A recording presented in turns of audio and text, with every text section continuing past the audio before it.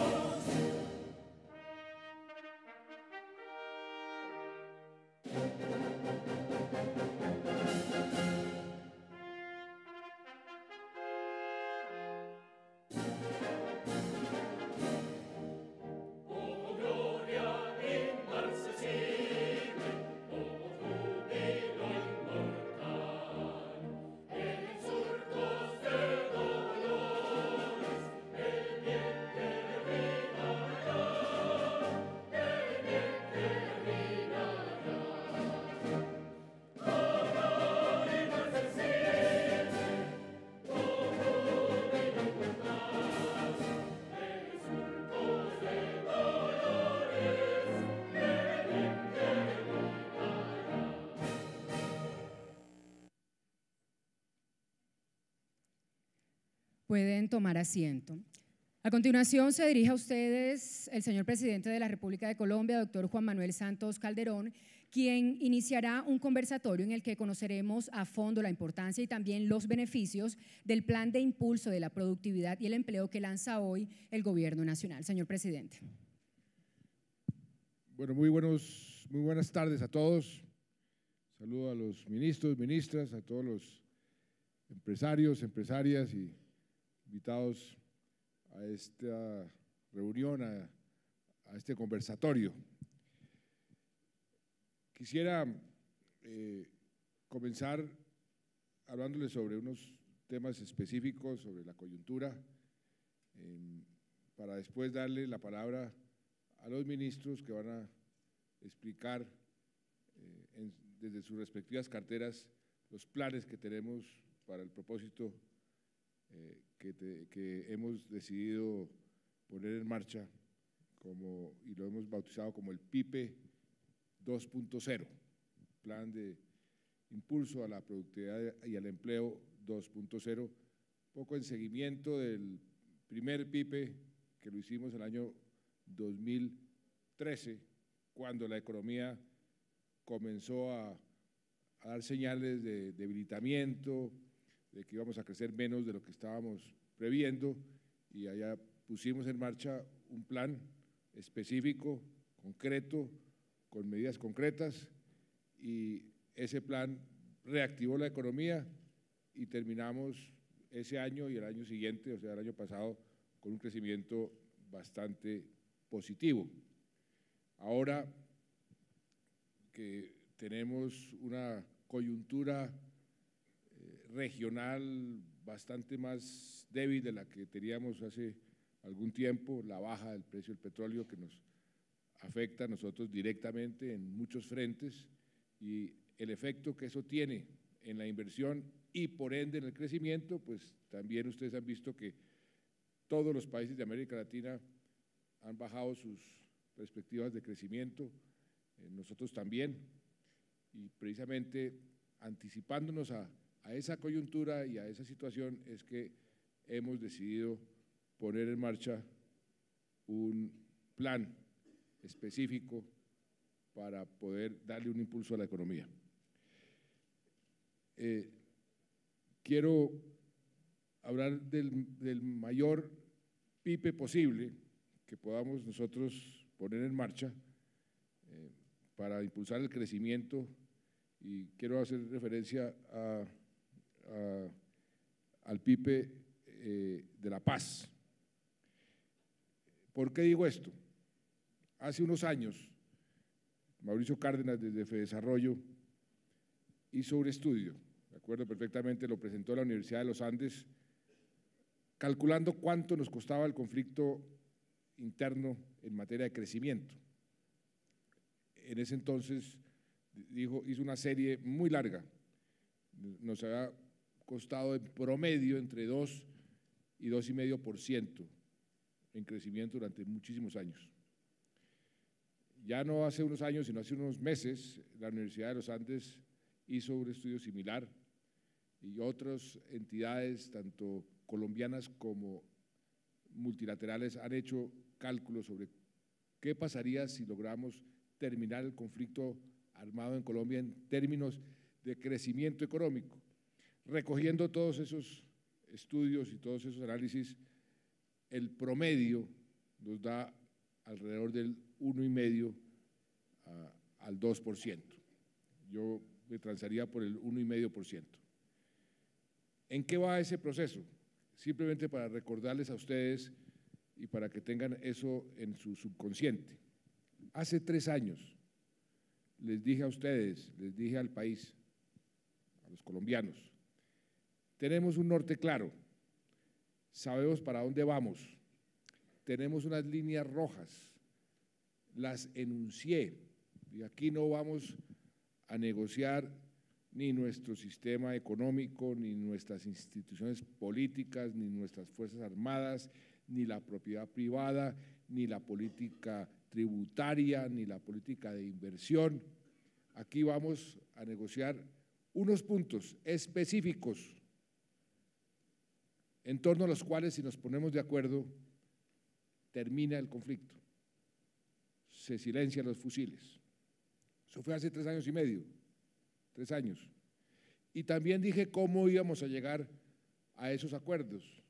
Dije que íbamos a llegar a través de un procedimiento de negociación muy utilizado, de que nada está acordado hasta que todo esté acordado. Les recordé que eso lo hacíamos por un consejo que me estaban dando en ese momento y me siguen dando unos asesores internacionales que han tenido experiencia en el manejo, en la administración, en la negociación de conflictos de este tipo, donde me decían por qué tiene que o por qué le aconsejamos esa modalidad de negociación, porque decían ellos, y lo hemos evidenciado con creces, que cada elemento de la negociación identificado o analizado por sí mismo individualmente es un elemento impopular, un elemento que genera reacciones dentro de la población y visto aisladamente es mal visto, que hay que esperar a tener el conjunto de la negociación para apreciar realmente el final de esos acuerdos, lo que significaría tener la paz, el precio para obtener esa paz versus el precio de continuar con la guerra. Y ahí es cuando la gente puede tener una percepción completa sobre qué se negoció. La segunda modalidad, el camino que escogimos, ese lo escogí yo, a sabiendas de que era el más difícil, me lo dijeron en forma insistente, repetida. Es el más difícil de los caminos, pero es el único efectivo y tal vez es más rápido, y es negociar en medio del conflicto. Teníamos y tenemos todavía el recuerdo del Caguán, el recuerdo de todos los esfuerzos que hicimos de hacer ceses temporales de fuego, y por eso opté por ese camino, a sabiendas, me lo advirtieron, que la opinión pública, los colombianos, el país, iba a ser muy severo conmigo, con el presidente de la República, porque me iban a comenzar a cobrar esa aparente contradicción de hablar de paz en medio de la guerra. ¿Cómo así que el presidente de la República nos habla de paz y mire lo que está pasando aquí en el territorio colombiano? Aquí hay guerra. Que por más de que uno explique mucho el porqué de esa decisión, eso iba a ser costoso políticamente, como lo ha sido. Eso no es ningún secreto, pero esa es la forma, y sigo pensando, más conveniente para el país y para el proceso de llegar rápidamente a unos acuerdos que nos permitan ahí sí ponerle fin al conflicto. O sea que en materia de paz, el mensaje que quiero darles a ustedes es: aquí no hemos modificado un ápice, lo que les dije hace 3 años y medio, no hemos negociado nada de lo que dije en ese entonces que íbamos a negociar. Los puntos sobre los cuales nos hemos puesto de acuerdo están ahí y están escritos. Sucede, eso sí, que se ha generado como una bola de nieve de pensar que esa cantidad de solicitudes, de añoranzas, de sueños que tiene la contraparte, las FARC, cuando dicen es que nosotros queremos hacer tal cosa o queremos que el país se vaya por este camino, que eso es lo que se ha negociado, y este es el punto que quiero transmitirles a ustedes. No, lo único que se ha negociado es lo que está escrito. Por eso cito tanto a Mandela cuando aconseja en sus libros y aconsejaba en vida: no le paren atención a todo lo que se dice alrededor de la mesa de negociación, párenle bolas a lo que se decide en la mesa de negociación. Eso es lo importante. Estuvo esta semana aquí el negociador principal de Sudáfrica cuando lograron los acuerdos, y hacíamos un repaso, cómo fue en Sudáfrica el proceso mismo, y hay muchas similitudes, toda la cantidad de versiones que se generaban alrededor de lo que estaba pasando en la mesa de negociación, las dificultades, los ataques de un lado y del otro, los muertos, todos esos obstáculos, esas complejidades que significan un proceso tan difícil como el que estamos. Pero el mensaje a ustedes es: no hemos variado un ápice lo que nos propusimos hace 3 años y medio, y no vamos a variar. Vamos a llegar a ese puerto de destino sin negociar nuestro sistema democrático, nuestro modelo económico, nuestra propiedad privada, nuestros principios económicos, nuestro modelo de inversión extranjera. Nada de eso se va a negociar, porque nada de eso está sobre la mesa. Yo quiero darles esa tranquilidad, pero al mismo tiempo quiero decirles: el mejor pipe, el mejor impulso al crecimiento económico para el país en el largo plazo es la paz. Por eso vamos a continuar perseverando, buscando esa paz. Yo, a pesar de las tempestades de estos últimos días y todo lo que ha sucedido, estoy absolutamente convencido que eso es lo que le conviene al país. Yo voy a seguir como he venido navegando durante estos 3 años y medio, y yo lo único que espero de ustedes es paciencia y apoyo, porque estoy seguro que ustedes todos van a ser los más beneficiados del propósito por el cual estamos luchando, que es dejarle a nuestros hijos un país en paz. Dicho esto, quería trasladarme a la coyuntura económica. Ustedes pues son todos testigos de lo que ha sucedido en los últimos meses. Hace un año nadie se imaginaba semejante bajonazo en el precio del petróleo, y frente a eso, lo que hemos hecho en el gobierno es actuar bajo los mismos principios y con el mismo norte con el que hemos actuado desde el primer día de gobierno. Principios que tienen que ver con la confianza, la responsabilidad y las señales que les demos a los actores económicos, a los mercados internacionales. El propósito fundamental, primero, el más importante que nos propusimos al comienzo del gobierno fue generar un ambiente de confianza, y por eso aprobamos leyes, por ejemplo, como o reformas constitucionales como el de la responsabilidad fiscal, que eso hoy es precedente que utilizan otros países. Colombia es señalada como ejemplo de buen manejo económico, porque inclusive incluimos en nuestra Constitución el criterio de responsabilidad fiscal como criterio a tenerse en cuenta en cualquiera de las decisiones de cualquiera de los poderes públicos. Luego a eso se le sumó la regla fiscal. ¿Para qué? Para obligarnos a nosotros mismos a mantener una senda de responsabilidad económica y fiscal que mantengan la confianza en la economía y nos permitan, con esa confianza, crecer a tasas más altas. Nos propusimos acelerar el crecimiento para colocarnos no en el promedio, sino en la cabeza de crecimiento en los países de la región. Lo logramos. Logramos la confianza a través de las medidas que fuimos tomando poco a poco, a través de ir reduciendo, y ahora les muestro un cuadro y un círculo virtuoso, reduciendo el déficit y tomando medidas que dieran señales de responsabilidad en el manejo económico. Y fue así, con esos mismos principios, que reaccionamos a la baja del precio del petróleo. ¿Qué hicimos? Nos reunimos, el equipo económico, ¿cuánto va a costar este bajonazo en el precio del petróleo en recursos fiscales, en la parte cambiaria? Calculamos el costo, entonces tenemos que ajustarnos a esa nueva realidad para mantener esa senda de responsabilidad fiscal.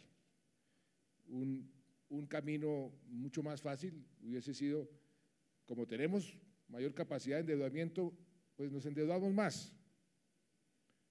Es mucho más fácil, pero a la larga es mucho más costoso. Es irresponsable con las próximas generaciones y con los próximos gobiernos. Entonces preferimos hacer los ajustes necesarios, los suficientes para mantener ese principio básico de la responsabilidad fiscal. ¿Cómo lo hicimos? Pues bajando la inversión.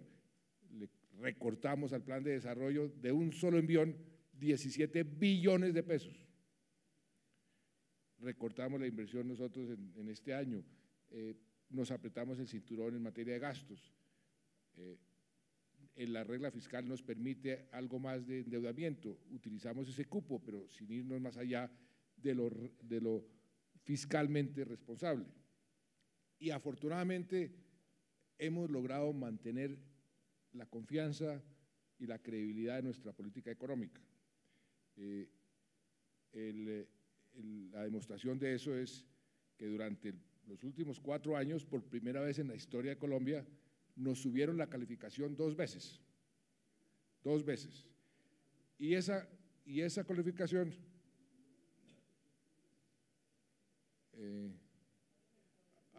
hay algo ahí como raro en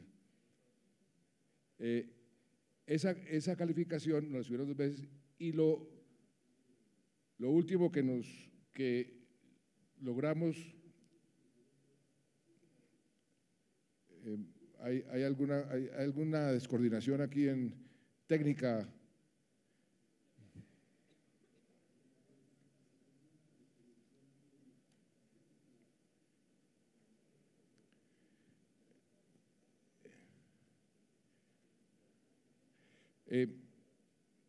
La semana pasada, la agencia de crédito, pues la calificadora de riesgo, Fitch, nos mantuvo la calificación, nos mantuvo la perspectiva y dijo algo que quiero compartir con ustedes. Dijo que las políticas económicas de Colombia se caracterizan por 3 Cs. La primera C es credibilidad, que tenemos que mantenerla a toda costa. La segunda C es continuidad. A la gente le gusta que las políticas sean continuas, que no las cambiemos de un día para otro. Y la tercera C es consistencia, que todo lo que hagamos tenga consistencia entre sí hace el gobierno algo en materia fiscal, sea consistente con lo que hace en materia agrícola y si en materia agrícola sea consistente con lo que hace en materia de vivienda. Eso es ya un gran activo que tenemos, esa credibilidad y esa percepción de los agentes internacionales, de los inversionistas y el más implacable de todos los jueces, que es el mercado. También nos ha dado una muy buena calificación. ¿Por qué digo esto? Porque el mercado, que no tiene corazón, que no tiene escrúpulos, castiga o no castiga dependiendo de lo que está viendo. ¿Y cómo castiga el mercado? Cobrándole más a los países cuando salen al mercado a buscar financiación. Pues bien, nosotros salimos al mercado a comienzos de este año por una emisión de bonos de $1.000 millones, nos cobraron una tasa bastante baja, dicho sea de paso, y volvimos a salir hace unas semanas. Después de todo esta tormenta y la baja del precio del petróleo y las medidas que hemos tomado, pues el mercado nos recompensó porque nos cobró menos de lo que nos ha cobrado al comienzo del año. Ese es tal vez para mí el juicio más implacable y más transparente, más valedero. Perdóneme, pero fue que otra vez…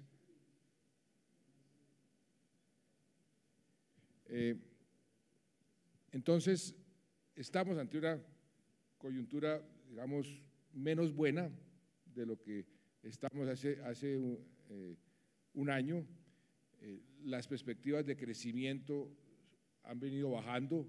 Ustedes han visto cómo el Banco de la República bajó su perspectiva de crecimiento a 3.2, Fondo Monetario a 3.4, y precisamente con esa perspectiva y, ojo, todavía manteniendo la camiseta, por así decirlo, de la región, que vamos a ser y continuar siendo uno de los países que más va a crecer en la región, hemos creído oportuno hacer un esfuerzo para impulsar más la economía, un esfuerzo anticíclico, por así decirlo, para ver si podemos crecer a tasas más altas de las que la gente está en este momento pensando en que vamos a crecer.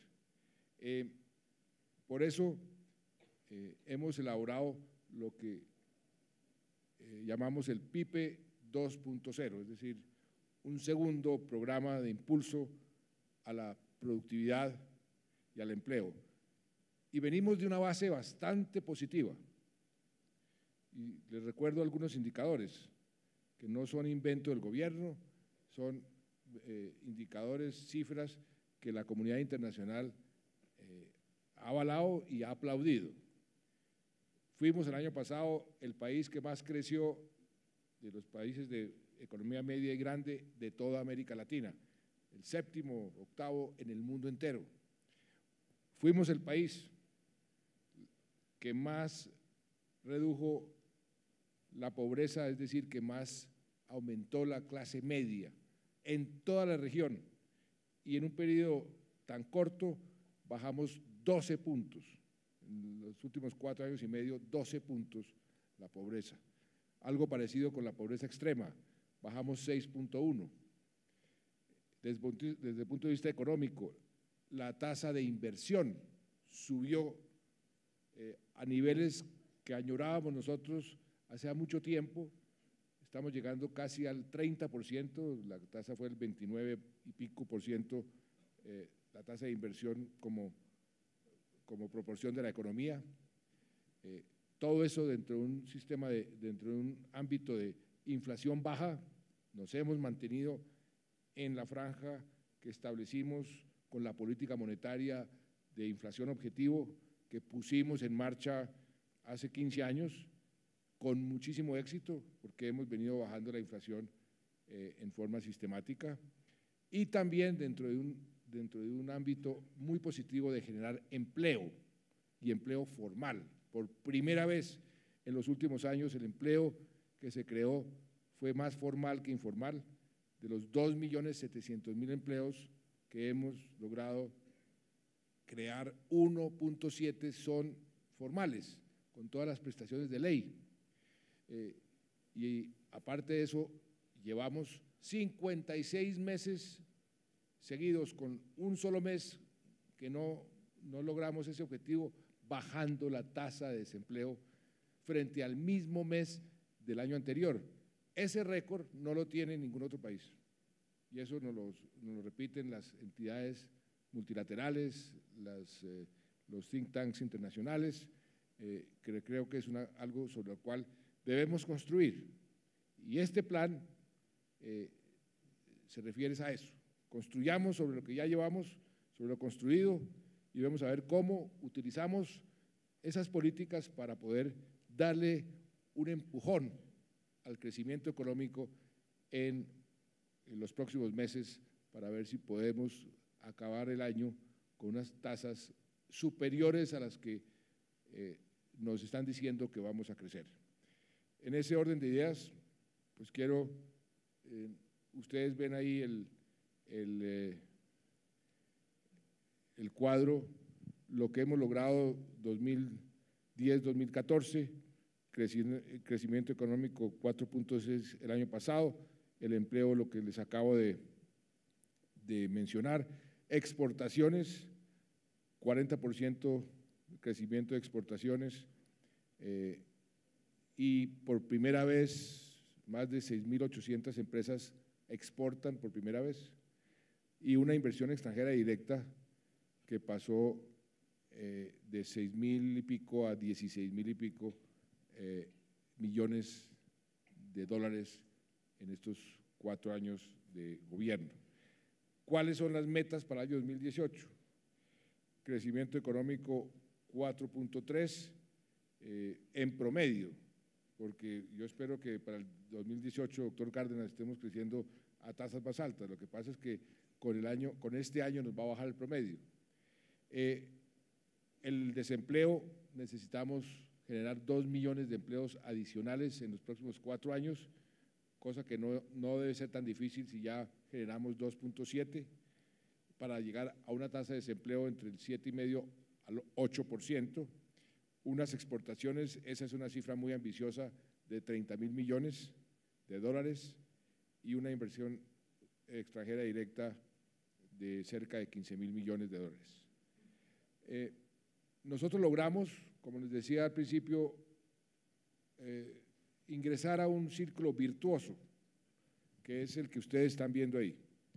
Un círculo donde se reduce el déficit fiscal, como lo hemos reducido durante estos 4 años, que pasó a ser de 2.4%. Al reducir el déficit, se reducen los costos de financiamiento. El mercado compensa ese tipo de políticas de responsabilidad fiscal, reduciendo el costo del financiamiento. Al reducir el costo del financiamiento hay un estímulo a la inversión. Por eso vemos cómo creció la inversión, 24 al 29.5%. Esa inversión, ese nivel, dicho sea de paso, es un nivel, muchos de ustedes han estudiado desarrollo económico, es un nivel asiático. Por eso es que los asiáticos tienen una tasa de crecimiento bastante mayor en promedio a la de América Latina, porque invierten mucho más, porque tienen una tasa de inversión mucho más alta, que a su vez tiene que ver con la tasa de ahorro. Esa mayor inversión produce un mayor crecimiento económico, el mayor crecimiento económico genera más recursos, recursos que puede uno invertir, y entonces se genera ese círculo virtuoso. De ahí es donde no queremos salirnos, por ningún motivo queremos salirnos de ese círculo virtuoso. Yo voy a pasarle la palabra al señor ministro de Hacienda para que entonces nos dé un poquito más de, digamos, de contexto a estas cifras, y a partir de este momento voy a ir ofreciendo la palabra a los diferentes ministros para presentarles a ustedes las medidas ya concretas, los sectores donde vamos a pegarle ese empujón a la economía que espero tenga los resultados esperados. Doctor Mauricio Cárdenas. Gracias, presidente. Bueno, estamos acá para el lanzamiento, la presentación en sociedad del PIPE 2.0. Muchos de ustedes nos acompañaron en abril del 2013, cuando presentamos la primera versión del PIPE. Haciendo el balance de lo que fue ese programa, ese plan de impulso a la productividad y el empleo, podríamos decir que fue muy exitoso. Nos ayudó a que en un momento en que la economía estaba desacelerándose, tomáramos otra vez altura y pudiéramos navegar a velocidad de crucero estos últimos años.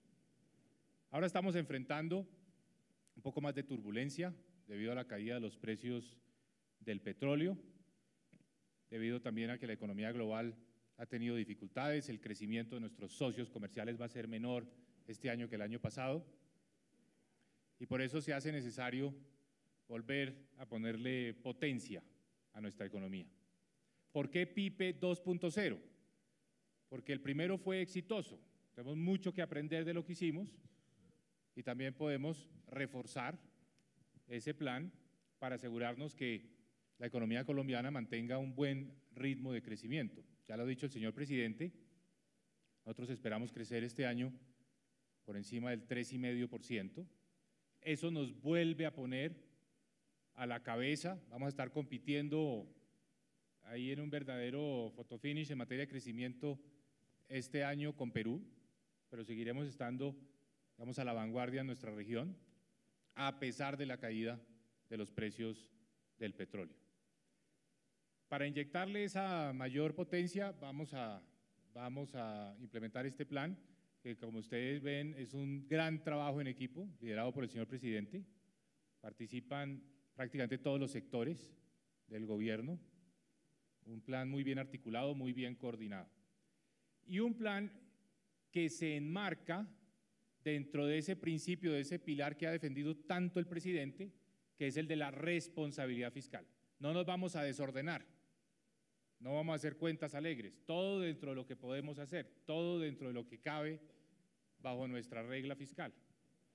Regla que, por cierto, nos da juego, tiene cierta flexibilidad, tiene cierta cintura y nos permite acomodarnos gradualmente a esta situación, a esta caída de los menores precios del petróleo. Entonces, lo que hacemos es, dentro de esos parámetros de la responsabilidad, estructurar un plan que le da ese impulso a la economía, que permite que la economía siga dando muy buenos resultados y llegar a esas metas que señaló el presidente en el 2018. Para reiterar este punto de la responsabilidad, la semana pasada se reunió el Comité Consultivo de la Regla Fiscal. Es un comité independiente de personas con mucha credibilidad, como el exgerente del Banco de la República, Miguel Urrutia, los exministros de Hacienda, Guillermo Perry y Eduardo Biesner, el director de Fedesarrollo, Leonardo Villar, los decanos de las facultades de Economía de la Universidad del Norte en Barranquilla, la Universidad de Antioquia en Medellín, la Universidad de los Andes aquí en Bogotá, un grupo muy independiente que es quien tiene la función de verificar que el gobierno esté cumpliendo con la regla fiscal. Y en la reunión de la semana pasada presentamos el cierre del 2014 y el concepto de este comité es que el gobierno nacional cumplió cabalmente con la regla fiscal, cosa que nos proponemos hacer en los años venideros con igual compromiso y firmeza. ¿Qué quiere decir esto? Que el año pasado tuvimos un déficit, como está en este cuadro, en este gráfico, de 2,4% del PIB en total, el déficit estructural, que es el de la regla fiscal, 2,3%, podemos estar tranquilos. El país del año pasado De hecho, a pesar de que al final de año ya se manifestó la caída de los precios del petróleo, logró cumplir con sus metas en materia de responsabilidad fiscal. De manera que todo lo que vamos a comentar hoy también se enmarca dentro de esta dosis de sostenibilidad de nuestras finanzas públicas, es simplemente buscar aprovechar al máximo con la mayor eficiencia y efectividad nuestros recursos para que den el mayor dividendo en términos de empleo, en primer lugar, y en términos de Producto Interno Bruto. Entonces lo que hacemos es reoptimizar, volver a mirar todos los programas y poner la apuesta en aquellos que dan el mayor impacto en empleo y el mayor impacto en crecimiento del Producto Interno Bruto. Eso sería, señor presidente. Muy bien. El PIB 2.0 se divide en una parte, un componente que lo podríamos denominar keynesiano, de estímulo a la demanda a través de inversiones, de más obra pública, de más gasto público o inversión pública, es un componente. El otro componente podemos llamarlo micro, que tiene que ver con medidas específicas de facilitar las importaciones, las exportaciones, unas medidas como más puntuales, más concretas en diferentes sectores. Entonces, dividiendo el plan en esas dos grandes, digamos, dos conceptos, comenzamos por la parte educativa. Ahí entra a jugar la consistencia. Acuérdense ustedes que nuestra visión es tener un país en paz, convertir esa visión en realidad, un país en paz, un país más equitativo, reducir las brechas y un país mejor educado. Nos pusimos una meta muy ambiciosa, ser el país mejor educado de la región en el año 2025. Pues para eso necesitamos hacer también medidas audaces. Entonces aquí nos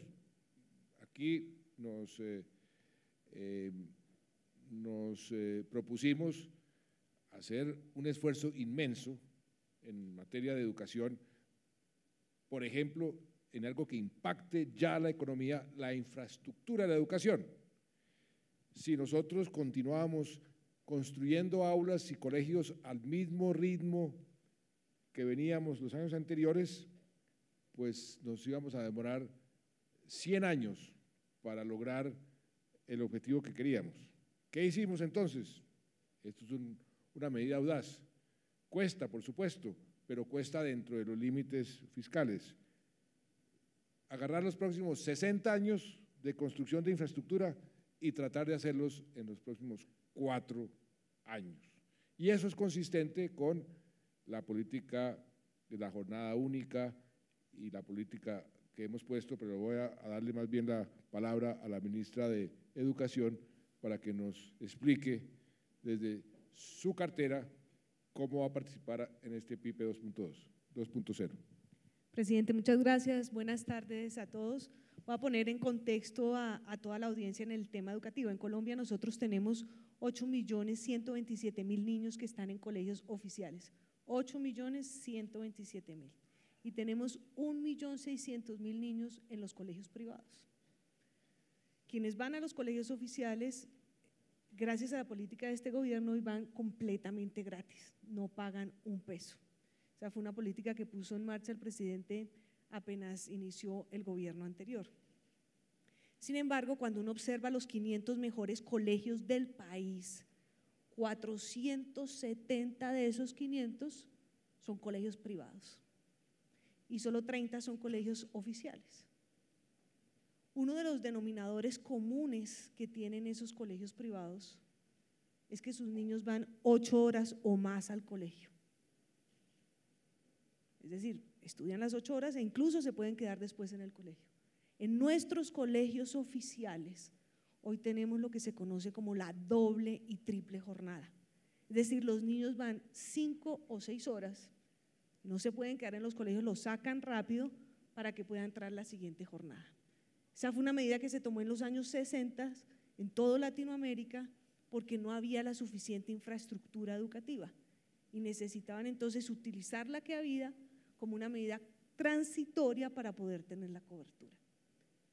Hoy, con esa medida, nosotros tenemos problemas, uno en calidad y dos en equidad.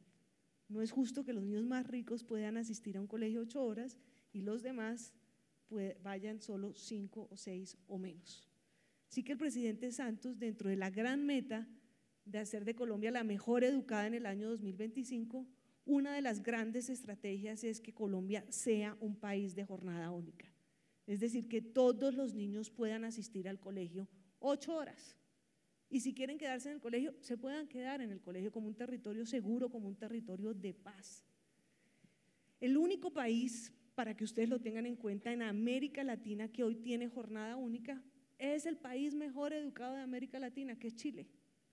Y se demoró 15 años en reversar la medida que tomaron en los años 60, en donde el país era un país de doble jornada. 15 años después, es el único país latinoamericano que tiene jornada única, los niños asisten 8 horas a clase.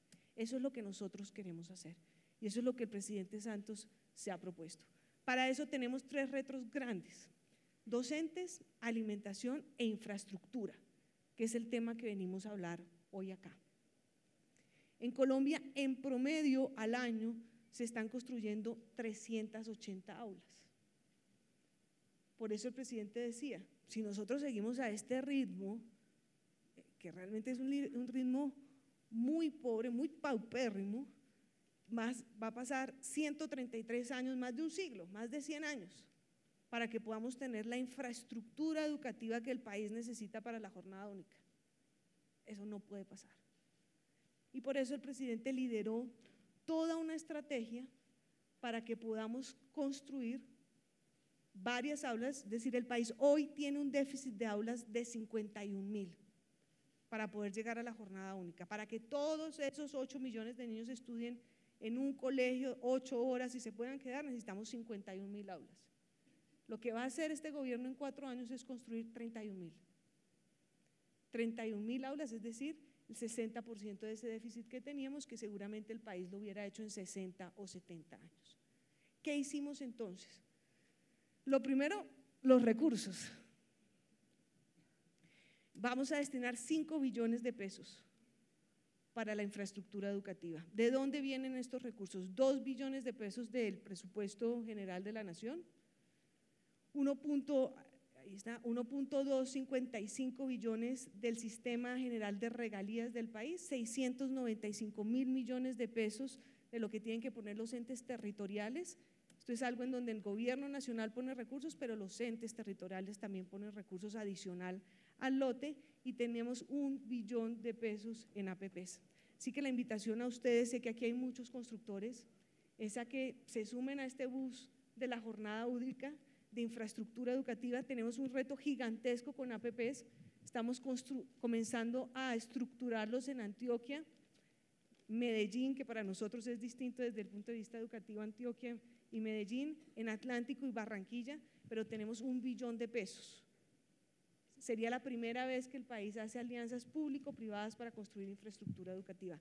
Esto todo hace parte de un fondo que fue aprobado en el Plan Nacional de Desarrollo, un fondo que va a recibir los 5 billones de pesos y que puede hacer contratación privada, lo que facilita la ejecución. Y al mismo tiempo no vamos a hacer los colegios al menudeo, sino que realmente vamos a dividir el país en zonas que permitan a los constructores generar las economías de escalas. El colegio es un colegio estandarizado, lo hemos denominado el colegio 10, porque tiene 10 características fundamentales para la jornada única, entre ellas los laboratorios, la cocina, el comedor. Como les decía, el almuerzo es fundamental en la jornada única. Son colegios que son conectados, colegios de ciclo completo y que están completamente estandarizados para que todos los niños puedan estudiar en una buena infraestructura en Colombia. ¿Cuántos empleos genera un colegio de estos en su construcción? 111 empleos. Entonces, con todo este plan esperamos generar 167.000 empleos en Colombia, pero además hace una semana sacó la OECD un estudio en donde decía que la mejor inversión que puede hacer un país es en educación.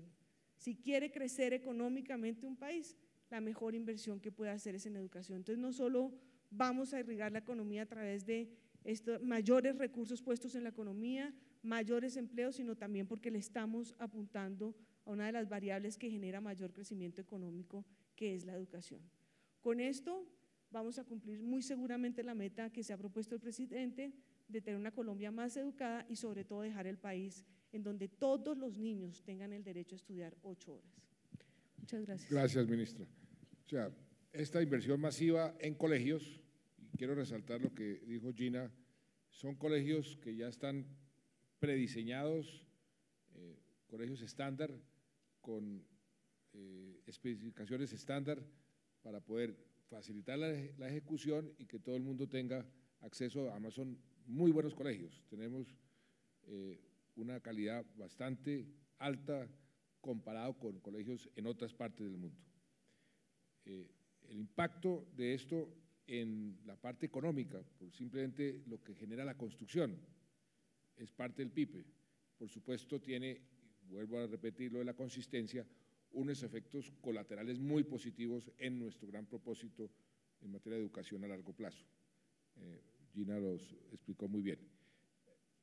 Otro programa donde hay un impacto real, concreto, en materia de demanda económica, demanda por empleo, demanda por producción, es el tema de las vías. Por eso ahí hicimos un esfuerzo grande con el ministro de Hacienda, con el resto del equipo de gobierno, para ver hasta dónde podríamos llevar el límite solamente en obra pública. Esto no tiene nada que ver con las concesiones de cuarta generación, que va por otro lado, que además van a tener un gran impulso a la economía porque van a comenzar realmente el próximo semestre. Vamos a ver físicamente a Colombia en obra, porque todas esas grandes concesiones comienzan a construirse, ya comienzan los bulldozers a mover tierra el segundo semestre. Eso va a también tener un gran impacto en la economía. Calculamos que durante el periodo de construcción de las concesiones de cuarta generación podríamos agregarle al crecimiento económico, se calcula, Mauricio, es 1.5 a 1.7% del PIB durante la época de construcción, y la mayor competitividad que deja unas mejores carreteras y una mejor infraestructura le agregan al crecimiento económico de Colombia de por vida alrededor de 0.7, 0.8%. Pero eso ya lo teníamos en las cuentas, eso no es parte de este impulso. Lo importante es el esfuerzo en obra pública. El CONFIS ya autorizó y le dio espacio fiscal a esta obra pública, que es una inversión de 4 billones de pesos. Ministra Natalia, ¿por qué no explica de qué se trata este programa? Gracias, presidente. Un saludo a todos. Efectivamente, este proyecto se suma a todo el gran programa que de infraestructura de transporte el gobierno del presidente Santos vino estructurando desde el día 1 de su gobierno en el primer mandato. Gracias a esa institucionalidad, gracias a que tenemos proyectos estructurados, gracias a que tenemos entidades como la ANI, como el INVIAS, como la Aeronáutica, que han podido generar hoy proyectos con diseño. Podemos hablar que estamos listos para generar inversiones inmediatamente. Nosotros venimos, como todos saben, como lo dijo el presidente, acelerando el ritmo en materia de inversiones de las concesiones de cuarta generación, y eso pues lo que le estaríamos aportando ahora en este momento es acelerar en cuanto a los proyectos de iniciativa privada, de manera que podamos impulsar esa ejecución y que podamos atraer la inversión a un plazo mucho más corto que tenemos, digamos, contractualmente, o el que tenemos previsto. Eso es un aporte importante que podemos hacer, y lo podemos hacer desde la capacidad institucional que tenemos. Y el segundo gran objetivo es a través de la obra pública. Colombia hoy tiene aproximadamente unos 215.000 kilómetros de la red nacional, de la red completa, de los cuales 17.000 son de la red nacional. poco más de 44.000 kilómetros de la red secundaria. Con todas las inversiones que estamos haciendo en las 4G que inician efectivamente en el segundo semestre de este año, Colombia va a tener una gran conectividad en los principales corredores de comercio exterior entre los centros de consumo y los centros de producción. Pero qué importante que es toda esta inversión que se viene haciendo en los primeros 4 años del orden de 7 billones de pesos anuales, del orden de 28 billones promedio, nosotros podamos continuar esas inversiones, culminar esas inversiones en red nacional y en red secundaria, de manera que podamos generar la conectividad que genera las inversiones que ya hemos venido haciendo, todas las inversiones que hacemos a través de las autopistas de cuarta generación y estas de obra pública, que se suman no solamente al esfuerzo que hacemos desde el gobierno nacional con estos 4 billones de pesos y que se componen de aproximadamente 55 proyectos que van a lo largo de todo el territorio nacional. Importantes vías como culminar la doble calzada de Lobo Guerrero-Buenaventura, importante como terminar la circunvalar de San Andrés y Providencia, importante la vía Curos-Málaga en el Santander, Salamina Fundación, la vía que va de Quibdó a Medellín. Bueno, y aquí hay 55 proyectos que les puedo mencionar y que efectivamente lo que representan son 858 kilómetros de vías que se complementan con los 7.000 kilómetros que vamos a intervenir en las concesiones de cuarta generación. Pero todas estas inversiones no solamente son el esfuerzo del gobierno nacional, también tenemos contrapartidas de la red, en la red secundaria por parte de los territorios a través de regalías. Muchos de estos recursos que nosotros estamos realizando ven a complementar las inversiones que hacen también los departamentos y que complementan las que Nación había hecho anteriormente. De manera que no solamente se trata de 4 billones, sino lo que somos capaces de atraer con estos recursos de las inversiones locales. Y todo este programa, incluyendo las 4G, estamos hablando que vamos a generar empleos del orden de 400.000 empleos, 200.000 empleos directos y 200.000 empleos indirectos, que nos va a generar, por supuesto, acelerar la economía, acelerar y conectarnos a la gente, generar empleo, generar productividad. Yo lo que les podría decir también es que no solamente se trata de vías, también tenemos un proyecto que están dando en materia de aeronáutica. Nosotros estamos interviniendo 39 aeródromos con un proyecto que el presidente nos aprobó del orden de 2.8 billones de pesos. Hoy las inversiones que se están haciendo en materia de transporte anual están del orden, desde el gobierno nacional, de 9 billones de pesos anuales. Inversiones que se va a duplicar. Se va a duplicar porque las concesiones de cuarta generación nos van a traernos 5 que hoy somos capaces de invertir, sino 10 billones de pesos.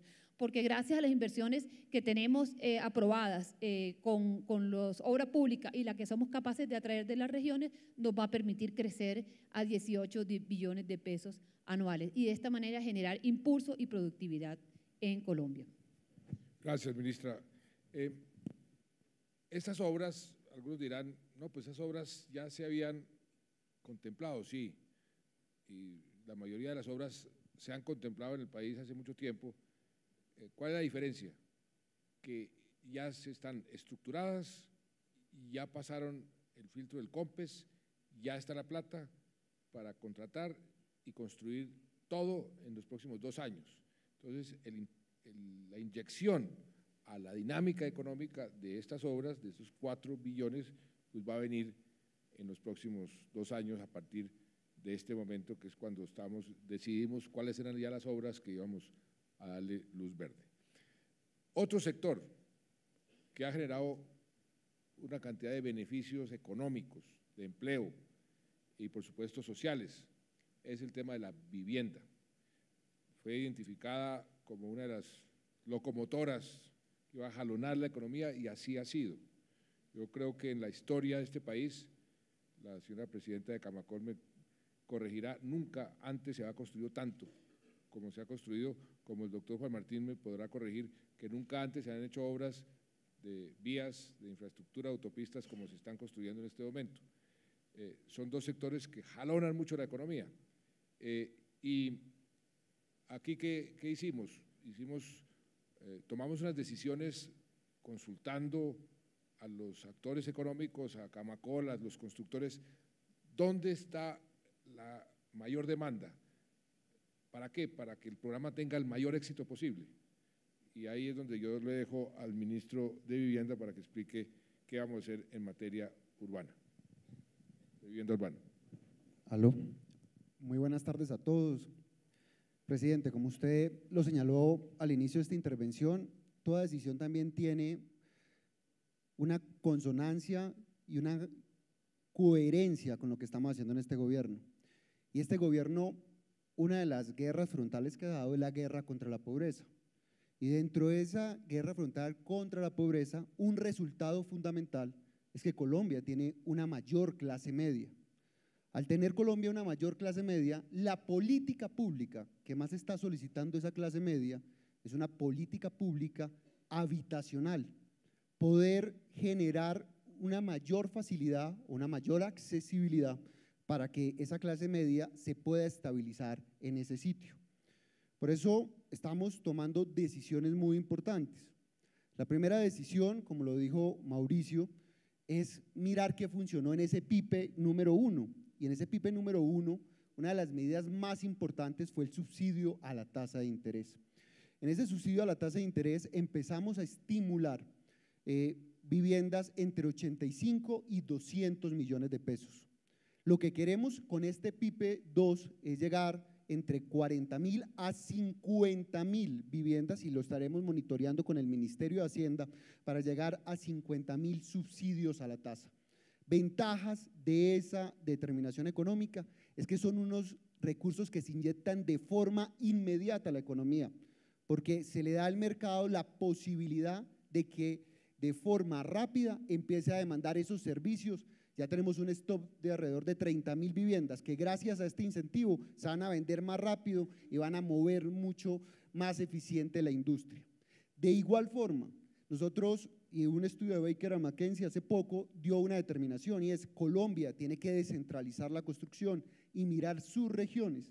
Tenemos 25 ciudades que si le apostamos en materia de construcción, esa clase media va a responder mucho más rápido porque nunca les habían llegado subsidios. Por eso se tomó la determinación con el presidente y el ministro de Hacienda de dar 30.000 subsidios más para el programa Mi Casa Ya.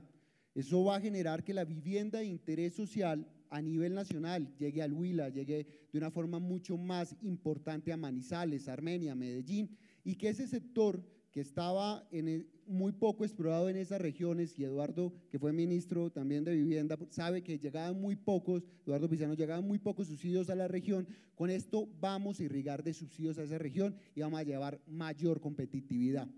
Resultados que esperamos y que nos hemos fijado la meta con el señor presidente y el señor ministro de Hacienda, pues por lo menos generar entre 85.000 y 100.000 empleos directos gracias a esta decisión y jalonar alrededor de 250.000 empleos indirectos adicionales. Resultados importantes de esta decisión, pues darle un gran apoyo a la industria, y eso lo habíamos hablado con la ministra Álvarez. Esto tiene un efecto tractor sobre 27 subsectores y esto va a generar inversiones de casi 8 o 10 billones de pesos en el sector, en sectores tan importantes como es el cemento, como es el plástico, como es el acero. De igual forma, vamos a generar un promedio de crecimiento del sector edificaciones entre el 10 y el 11%. Entonces yo creo que esta va a ser una de las medidas que sin lugar a dudas nos van a ayudar a tener un buen 2015, pero sobre todo, presidente, empezar a planificar un muy buen año 2016 y dejar sembrado un buen año 2017. Muy bien. Otro sector donde también se pueden tomar medidas que jalonen la actividad económica es el sector, por supuesto, agropecuario. Uno de los temas que tiene que ver con la actividad económica tiene que ver también con la vivienda rural. Ahí se tiene que hacer un esfuerzo adicional muy importante. El impacto de esa vivienda rural sobre la pobreza es muy alto, o sea, nuevamente la consistencia de un país más equitativo, el gasto público, la inversión pública dirigida a aquellos sectores donde tengan mayor impacto y el tema agropecuario en general, pues que tiene una importancia específica de gran trascendencia en la actividad económica per se. Entonces, para explicar el componente del PIPE 2.0 en el sector agropecuario, doctor Iragorri, ¿por qué no explica usted qué va a hacer en su sector? Muchas gracias, señor presidente. Permítame dirigirme a este selecto auditorio. En el sector agropecuario se ha dicho que uno de los problemas es que no existe política agropecuaria. Y voy a explicar la política agropecuaria en lo que tiene que ver con vivienda rural. Y antes de empezar, quisiera señalar que hay algunas personas que están de acuerdo con el gobierno, otras no, pero los resultados hacen que cuando uno mira las cifras, todos tenemos que estar de acuerdo con los resultados de las acciones que ha hecho usted como presidente. En su gobierno salen de la pobreza diariamente aproximadamente 1.400 personas. Y como yo soy político, ya hice la cuenta de cuántas personas hay en este auditorio. Hay 34 columnas y 8 filas, que da más o menos 280 personas, y parezca o no, hay 100 personas de pie. O sea que aquí hay aproximadamente unas 400 personas. Eso quiere decir que durante su gobierno, y pongo el ejemplo para que sepamos la magnitud del tema, usted ha logrado sacar de la pobreza 3 salones como este diariamente. El reto es que de los 3 salones, 2 han salido de la pobreza en las zonas urbanas y solamente 1 en las zonas rurales. Eso quiere decir que los niveles de pobreza por ingresos en las zonas rurales es de 3 veces más pobre quien vive en la zona rural que quien vive en las ciudades. Y si lo miramos por los índices de pobreza multidimensional, a donde la vivienda tiene un peso muy importante en acciones como tener un piso de material y no un piso de tierra, o tener un techo, o tener un baño, la gente que vive en la zona rural es 2.4 veces más pobre de quienes vivimos en las ciudades. En su gobierno se han entregado, y eso no tiene antecedentes en el país, 100.892 viviendas intervenidas en las zonas rurales. Y de esas ya están los campesinos viviendo en 65.892 viviendas. El impacto de esto con respecto a la pobreza es impresionante porque vamos a una teoría otra vez agropecuaria, que es la teoría del bonsái. Los campesinos que no tienen casa no tienen la posibilidad que tenemos en las zonas rurales, urbanas, de alquilar un apartamento. Viven en un cuarto, el papá, la mamá, los hijos y el tío vago, que normalmente además vive en el mismo cuarto. Si nosotros cogemos un árbol de roble, su semilla o el esqueje del árbol, y lo sembramos en una matera de 20 centímetros de diámetro, el roble crece entre 10 y 15 centímetros. Y si lo sembramos en un lote, crece 25 metros. Este gobierno quiere que los campesinos de Colombia piensen en grande. Queremos que el campo llegue, como decíamos en estos días, como Nairo Quintana, mucho más allá de lo que hoy hemos logrado como desarrollo en el campo. Y aterrizo otra vez en el tema de vivienda. El déficit de vivienda en Colombia, en las zonas rurales, según la última encuesta del 2005 del DANE, son 1.611.000 viviendas. El programa que se ha adelantado hasta ahora, en virtud del cual se han intervenido estas 100.000 viviendas, ha generado empleo, desarrollo en las zonas rurales, venta de materiales, etcétera. Pero encontramos una serie de deficiencias que queremos corregir en este programa del PIPE 2. Primero, los municipios se presentaban en convocatorias públicas y aquellos municipios que no eran capaces de cofinanciar el proyecto, pues no se podían presentar, y resulta que en esos municipios es donde están los mayores niveles de deficiencia de vivienda rural. Casi en 4 o 5 departamentos se centralizó el 60% de la inversión. Esto nos llevó a tomar una decisión, que es que ahora los municipios no se presentan en una convocatoria pública, sino que vamos a intervenir aquellas zonas del país a donde hay mayor deficiencia de vivienda. La pobreza no hay que convocarla para poder atacarla, sino que hay que ir a buscarla e intervenir en las zonas a donde está la pobreza. Esto nos va a permitir afrontar este programa especialmente en aquellos municipios a donde hay mayores niveles de pobreza. Y en ese sentido, con una inversión que no representa recursos adicionales al presupuesto, pero que significó todo un cambio del sistema de calificación, no por convocatoria, sino llegando a las zonas a donde está la pobreza, logramos disminuir el trámite para la entrega de las viviendas de 22 meses a 5 meses.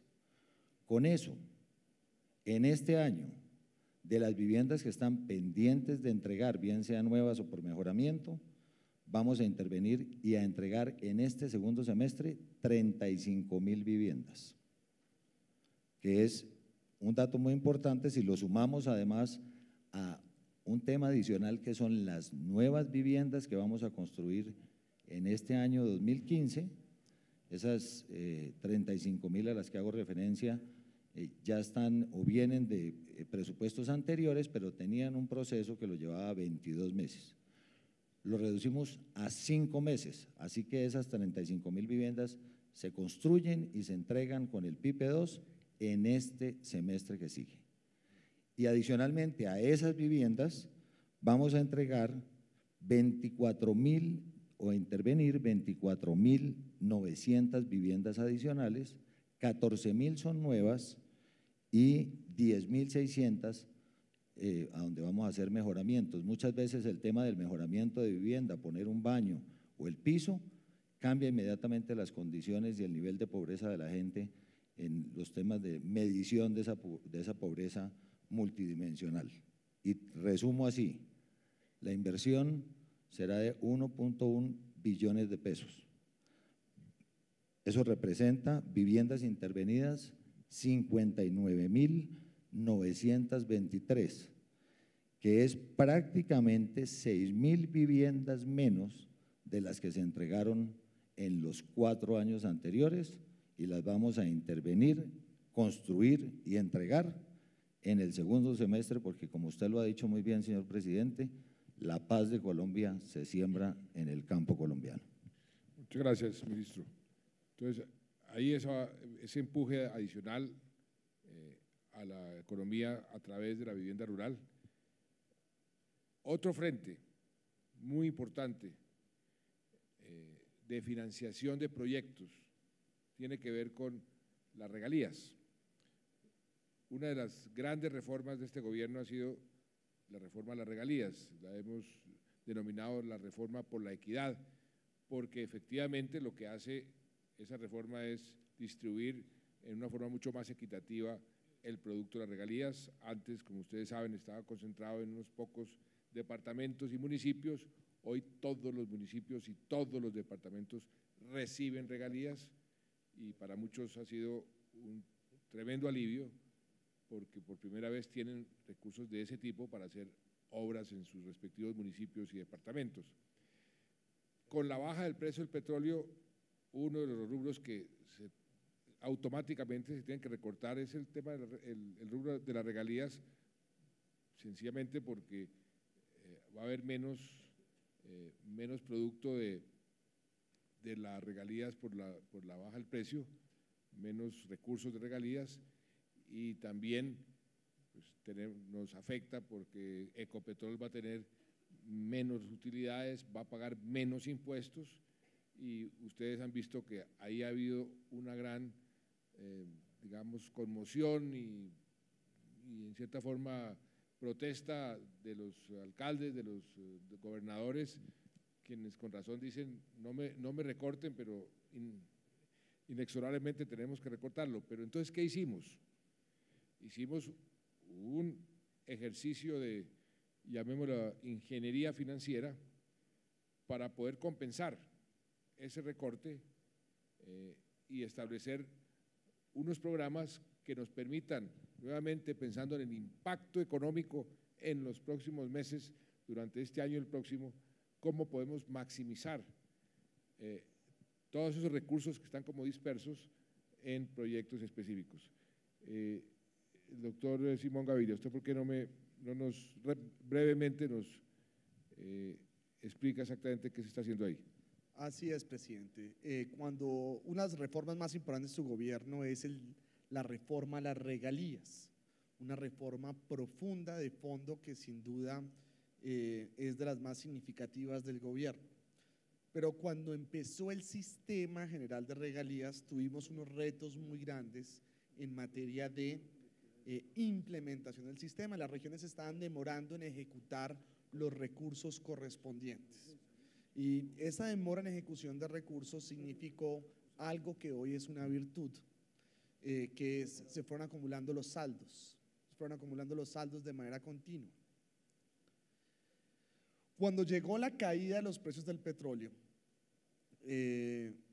tocó no solo hacer un ajuste por el lado del presupuesto general de la Nación, sino un ajuste del sistema general de regalías de casi el 30%. Entonces, lo que estamos haciendo ahora es cogiendo un efecto contracíclico de lo no ejecutado en años anteriores, poniéndolo disponible este año, algo que va a significar por lo menos 5.5 billones de pesos adicionales de inversión en obra pública para el país que no estaba en las cuentas antes de estos ajustes, y la virtud de eso es poder hacerlo a costo cero para el fisco porque son saldos acumulados.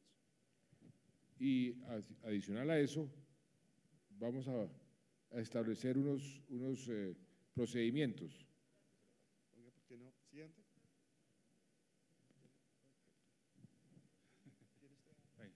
Sí, ¿por qué no se devuelve una, por favor?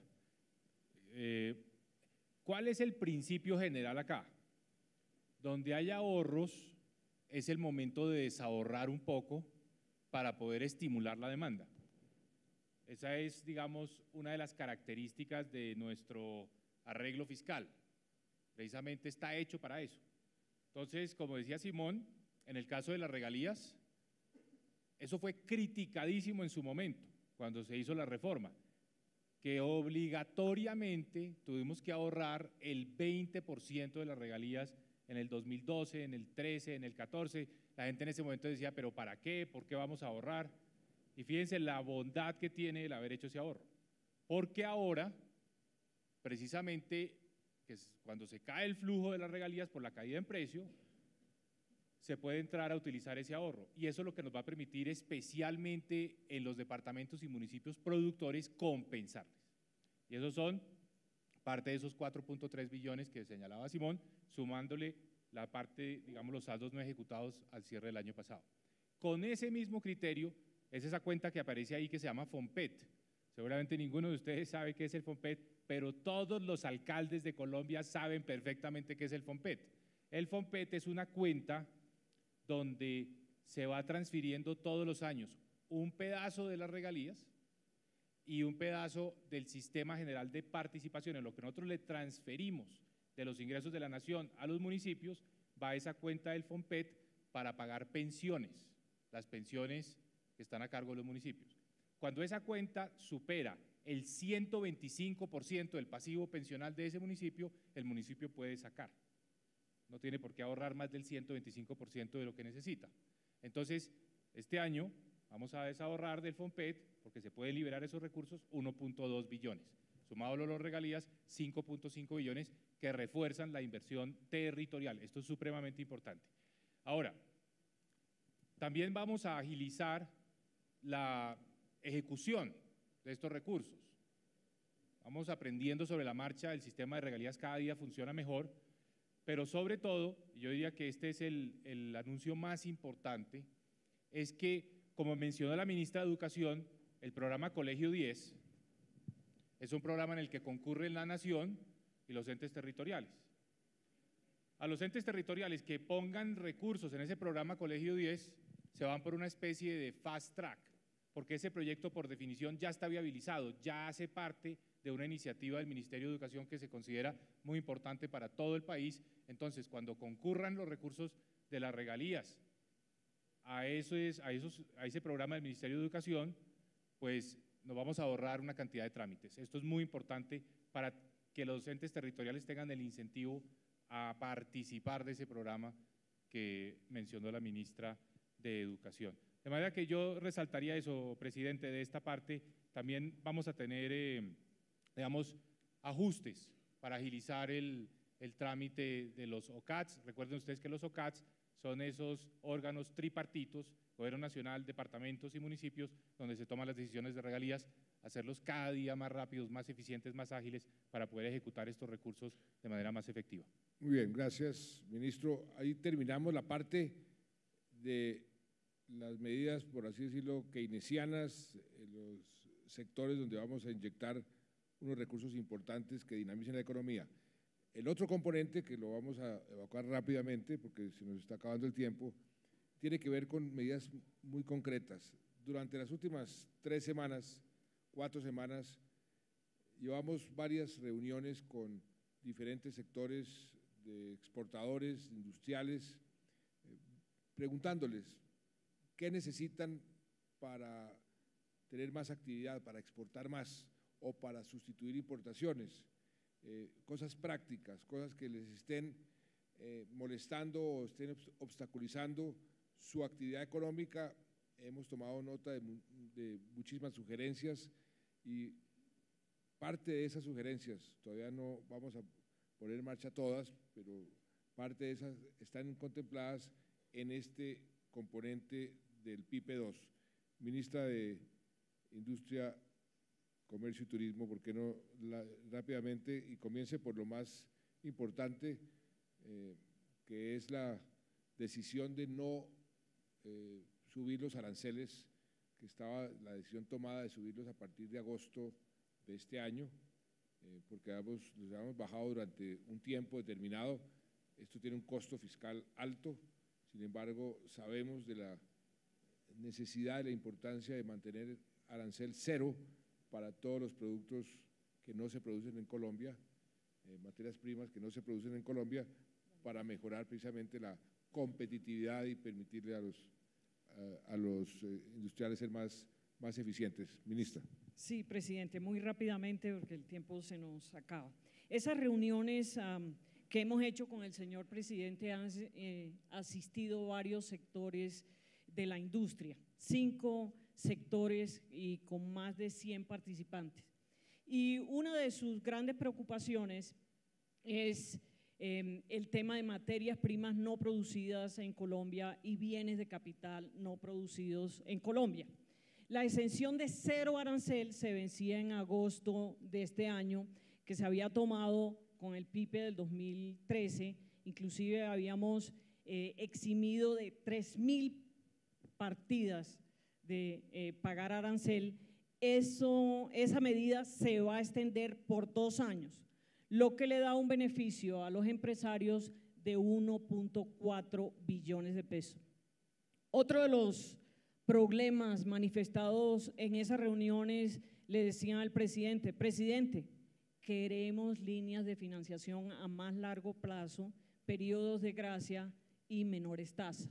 Pues Bancoldes hemos decidido líneas por 900.000 millones de pesos para este tipo de industria, para que exporte más.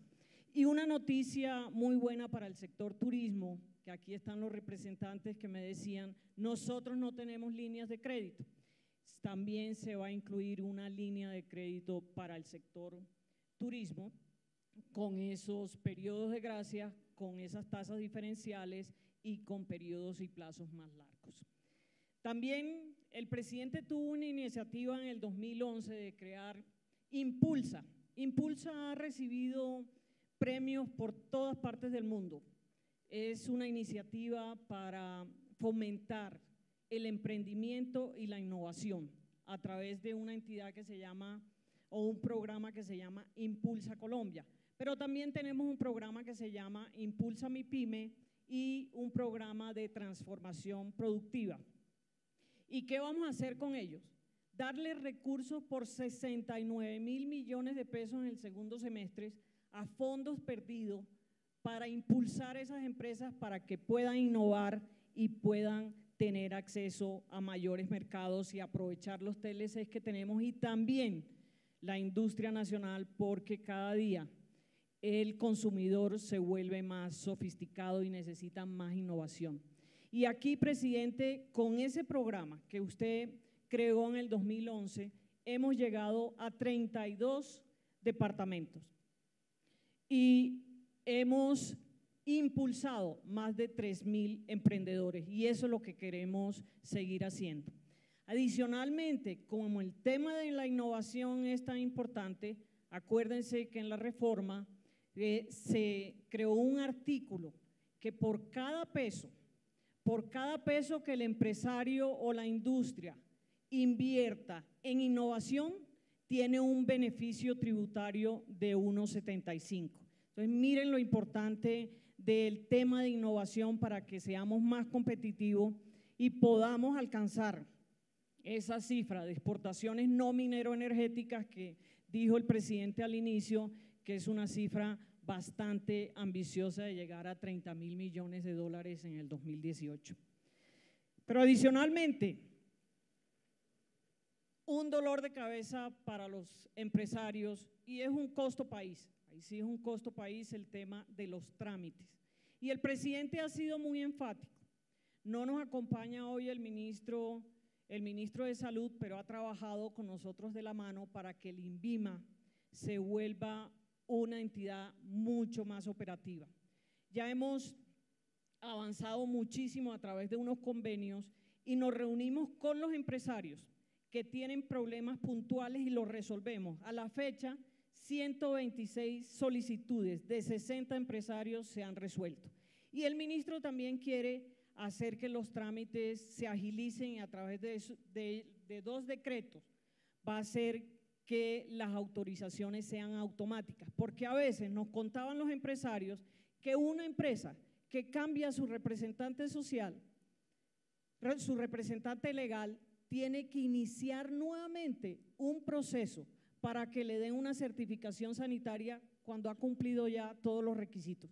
Todo eso es lo que el ministro va a agilizar en el próximo mes. Ya tendremos los decretos para que estos temas con el INVIMA se faciliten. Otro tema también de los empresarios que nos dijeron, mire, todos los instrumentos de promoción para el comercio, para exportaciones se fueron a la DIAN y la DIAN tiene una visión más de otro tipo fiscalista y no comercial. Entonces los instrumentos de las zonas francas, los instrumentos de Plan Vallejo y las sociedades comercializadoras internacionales pasan desde ya al ministerio. Ya firmamos los decretos y los tiempos para aprobación se van a reducir sustancialmente. Ahí los ven, pasarán de 18 meses a 6 meses y así sucesivamente. Y el tema de turismo, también doctores aquí que están representando los gremios del turismo, hay una cosa muy importante. Con inversionistas internacionales hemos hablado y hay proyectos de construcción de hoteles muy importantes. Pongamos el Hilton tiene interés de construir alrededor de 20 hoteles en ciudades intermedias y tenían la inquietud que el beneficio tributario de que se les había dado hace unos años de tener un impuesto de renta cero por 30 años se terminara en el 2007 cuando no habían terminado la construcción. Entonces lo cambiamos. Ahora el beneficio tributario de hoteles se aplica a todos aquellos que inicien construcción antes del 31 de diciembre del 2017. Yo creo que con eso, presidente, rápidamente digo lo que hemos ido avanzando en los temas que nos han pedido los empresarios en las reuniones con usted. Muy bien. Hay dos reclamos recurrentes por parte de los empresarios, de parte de los exportadores. Uno tiene que ver con la DIAN y ahí también tomamos una serie de medidas para agilizar los trámites. Ahora le voy a dar la palabra al señor director de la DIAN, al doctor Santiago Rojas. Y otro tiene que ver con una situación en muchísimas empresas donde algunos abogados avivatos están estimulando el mal uso de las licencias por enfermedad o inclusive diagnostican a los trabajadores con algunas enfermedades que les permiten estar ahí sentados pero no trabajar. Y eso se estaba creciendo. Sobre esos dos temas vamos a tomar decisiones. Yo le daría primero la palabra al doctor Santiago para que nos explique lo de DIAN y después al doctor Lucho Garzón, ministro de Trabajo, para que nos explique qué vamos a hacer en la otra parte, porque sí se ha convertido para muchos empresarios en un sobrecosto enorme y en un dolor de cabeza que queremos resolverlo. Doctor Santiago. La DIAN tiene que estar cada vez más comprometida con el desarrollo y la competitividad del país. Y para eso, además de la necesidad de cumplir con la meta de recaudo establecida para cumplir con las inversiones aquí presentadas, tenemos unas responsabilidades muy concretas en el marco del PIB. La primera, en relación con la lucha contra el contrabando. Para el sector industrial, para el sector productivo, uno de los grandes flagelos es la competencia desleal por fruto del contrabando. En ese sentido, desde el 2012, el PIPE 1 se tomó una serie de acciones para fortalecer a la Polfa, para hacer un gran revolcón en la Polfa realmente y concentrarnos en las actividades de desarticulación de bandas criminales vinculadas al contrabando. Hoy en día tenemos ya creado un grupo élite con la Fiscalía, con la Polfa, con la DIAN, en donde para que sea una idea de la magnitud de esta situación. En este año, en este último año, se han desarticulado 13 bandas criminales dedicadas al contrabando, 111 capturas, 89 condenados. En el 2012 no había 2 condenados por contrabando. ¿Qué tipo de bandas? Hace una semana se desarticuló una banda criminal en La Guajira que manejaba el 70% del contrabando de cigarrillos en el país. Hace 3 semanas se desarticuló la banda criminal de Cititex, que manejaba un porcentaje muy importante en textiles y confecciones. Y como ese tipo de acciones es la que vamos a continuar haciendo en el próximo semestre. Para eso necesitamos una ley anticontrabando. El martes sigue el curso en el Congreso de la República, en la Comisión Primera de la Cámara de Representantes. Esperamos que ese semestre sea aprobada ya finalmente la ley anticontrabando. ¿Pero qué detectamos? Que si bien se estaba luchando contra las bandas criminales con inteligencia, desarticulándolas, encontrábamos que la actividad de la Polfa y la DIAN seguía concentrándose en aprender mercancías por errores formales, por descripciones mínimas, que claramente eso afectaba a los empresarios legales. Y por eso el presidente tomó la decisión y el 15 de mayo firmó un decreto que comienza a aplicarse el próximo lunes, el 2 de junio, en donde ya no va a volver a haber aprehensiones por descripciones mínimas y por errores formales. Esa decisión trascendental, que cambia 30 años de historia de la DIAN, va a permitir que la DIAN se concentre en controlar lo que verdaderamente es el contrabando, tras su facturación, en normas de origen, clasificaciones de mercancías y no por errores formales. Eso se está acompañando de la exposición de un nuevo estatuto aduanero que estaba empantanado y ya llegamos a un acuerdo con el Consejo Gremial ampliado para el 2 de julio terminar ya la etapa de la concertación para que se pueda expedir a finales de mes un estatuto aduanero con normas aduaneras ágiles de clase mundial que va a facilitar la vida a los que quieran hacer las cosas bien hechas y controlando a los que no. En materia de impuestos, una de las grandes dificultades que han tenido los empresarios son las demoras en la materia de devoluciones de IVA y otros impuestos. Se pueden estar demorando 7, 8 meses. Hemos hecho grupos de trabajo con diferentes sectores para reducir sustancialmente estos términos, modificamos toda la ingeniería en los sistemas y nuestra meta es no demorarnos nunca más de 2 meses en esa devolución de impuestos. Y ya este año estamos aplicando la disposición aprobada en diciembre del año pasado en la reforma tributaria de disminuir 2 puntos por la adquisición que se puede descontar el impuesto de renta el próximo año cuando se compran bienes de capital, que se complementó con una medida muy importante, que es la industria básica que tiene un beneficio tributario también en materia de poder descontar el IVA de compra de bienes de capital. Antes solamente lo podía hacer para bienes importados, a partir de diciembre, de enero de este año lo puede hacer también cuando compre bienes nacionales. Siguiente diapositiva, por favor. Bueno, y algo que nos ha pedido claramente el presidente es que creemos un fast track para que los importadores y exportadores tengan un tratamiento especial cuando pase por la aduana, cuando lo examine antinarcóticos, cuando lo examine el ICA y cuando lo examine el INVIMA. Y se reformuló toda la figura del operador económico autorizado. Esta es una figura que le va a permitir quien sea calificado como OEA pasar fácilmente por la aduana colombiana y, más importante aún, la semana pasada me reuní con el encargado de aduanas que maneja ese tema en Estados Unidos y acordamos hacer un plan de trabajo para un reconocimiento mutuo. Es decir, que las empresas colombianas que están certificadas como OEA, esperamos que el primer semestre del próximo año puedan entrar también a Estados Unidos con un tratamiento similar también en un fast track. Esto va a ser fundamental. Vamos a reducir, ya el decreto está listo para reducir los trámites de 21 a 3 meses para poder tener la certificación.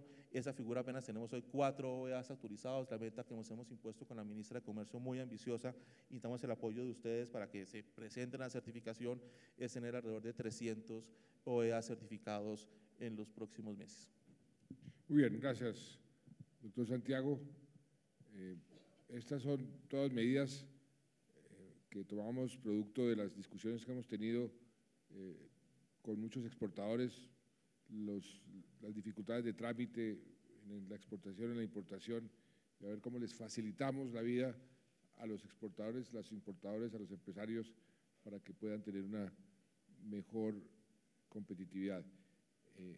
El tema de los problemas que están teniendo los empresarios con los permisos por cuestiones de salud, con los dictámenes de algunos médicos frente a muchos de los empleados, la intervención abusiva, diría yo, por decirlo menos, de algunos abogados y médicos, pero también la parte de cómo, como este es un PIPE, es un programa de incentivo a la productividad y al trabajo, al empleo.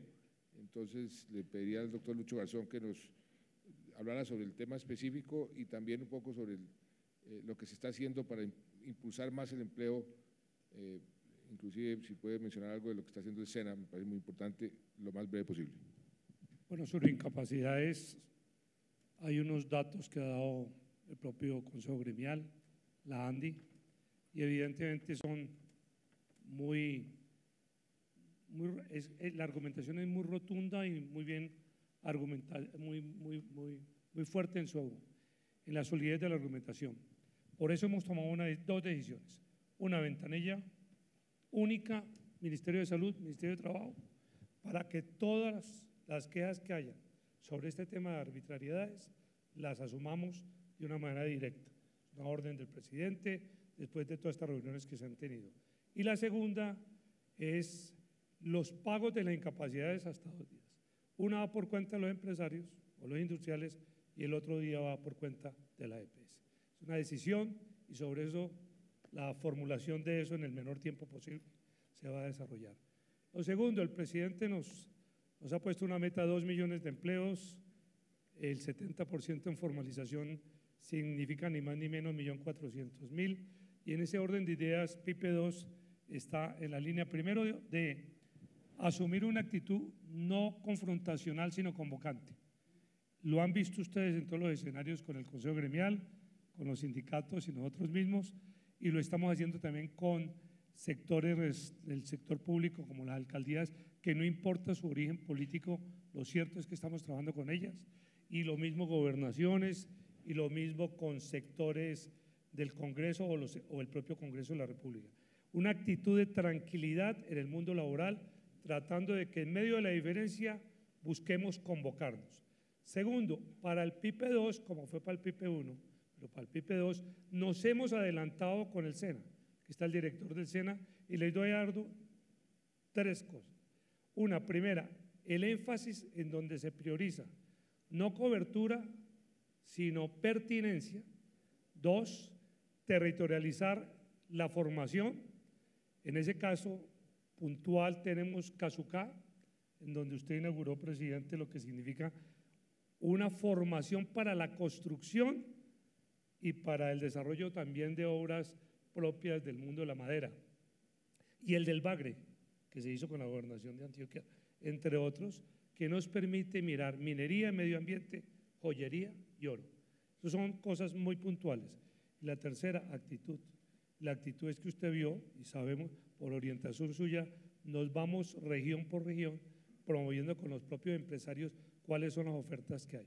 Incluso en momentos difíciles como el que tenemos del petróleo, hemos tenido la colaboración, doctor Lloreda aquí, Campetrol allá, nos han vendido la propuesta de ellos de lo que denomina diamante negro, que es en las zonas donde está la crisis del petróleo, busquemos alternativas, entendiendo que en medio de la crisis, la oportunidad por efecto de evaluación o por efecto de desarrollo agrario, etcétera, podamos incorporarlo. Actitud, una actitud pactista y una actitud de desarrollo, sobre todo con el SENA, donde estamos buscando, y decisiones como la que usted nos dijo, ventanilla única, controlemos las tendencias a cartelizar ciertos comportamientos propios de las incapacidades y confrontemos el tema de un día lo pagan los empresarios y un día lo pagan las EPS. Antes eran 2 días los empresarios, ahora un día. Y el otro día lo pagan las EPS. Y repito, la ventanilla única lo que va a permitir es controlar.